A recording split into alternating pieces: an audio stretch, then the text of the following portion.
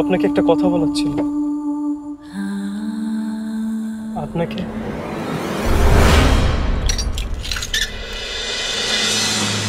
আপনাকে আমি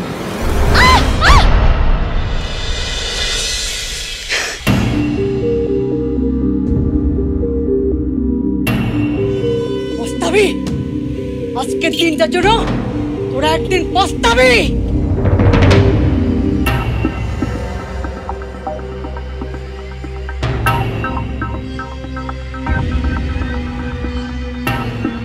আমরা কি বেঁচে আছি? আপনি তো আছেন, কিন্তু আমার কথা জানি না। আপনি যখন গাড়িতে আমার পাশে বসেছেন তখনই আমি বুঝেছি আমার কিচ্ছু হবে না। আপনি না তখন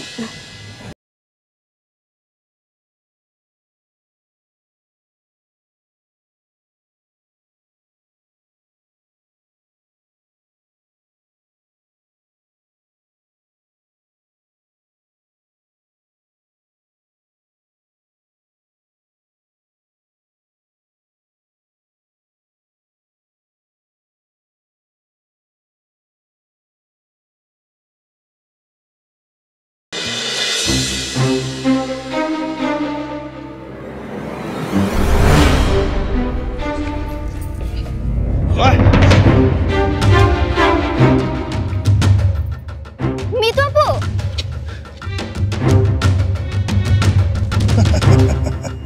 ওই যে চলে এসেছে উদ্ধারকারী দল। দাঁড়িয়ে আছিস না?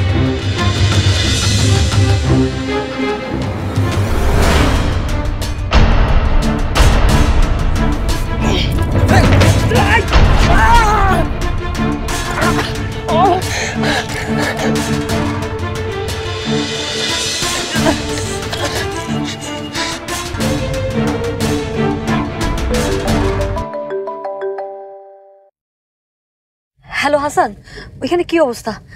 মিতুকে পেয়েছো? ওরা মিতুকে তুলে নিয়ে গেছে। আমরা কোনোভাবে মিতুকে সেভ করতে পারিনি। আর এই সবকিছুর পিছনে দায়ী হচ্ছে ওই শয়তান রাজীব খান। রাজীব? হ্যাঁ তাতই, রাজীব। ওই শয়তানটাই মিতুকে গাড়িতে তুলে নিয়ে গেছে। আমাকে বলো ওরা কোন দিকে গেছে? ওই হাইওয়ে ওঠার পেছনে রাস্তাটাতেই গেছে। চিন্তা করো না, মিতুকে নিয়ে আমরা আসছি।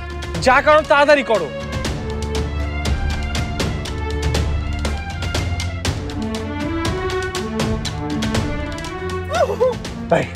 চুপ, একদম চুপ চুপ।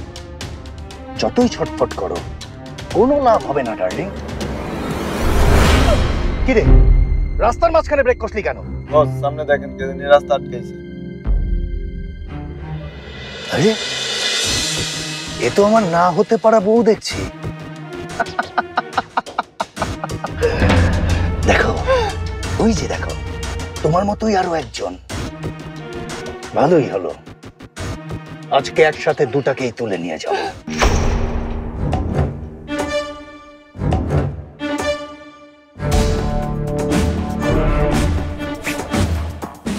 একদিন যা হতে হতে হয়নি তার ফয়সালা করবো আজকে।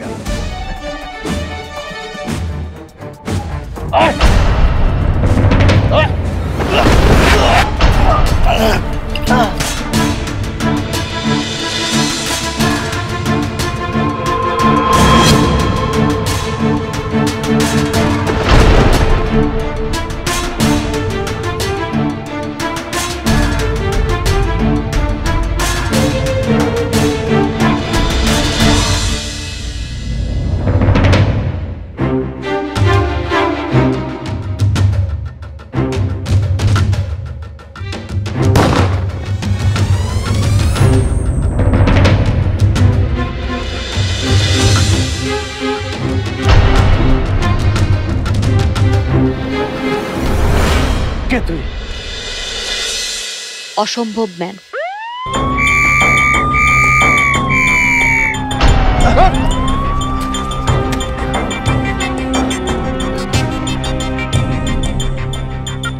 তাহলে আবারও তাছুই? না আঙ্কেল, ড্রিমস আনলিমিটেড এখন নারী পাচারকারী লিডার সহ। ভালো, খুব সাহসের পরিচয় দিয়েছো তুমি। ওই কালপিটটাকে নিয়ে যান।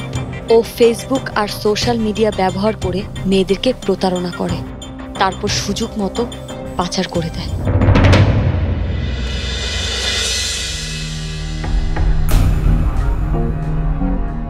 কি মিস্টার রাজীব, এখন কেমন লাগছে? প্রকৃত পুরুষ তারাই যারা মেয়েদেরকে শাসন করে না, সম্মান করে।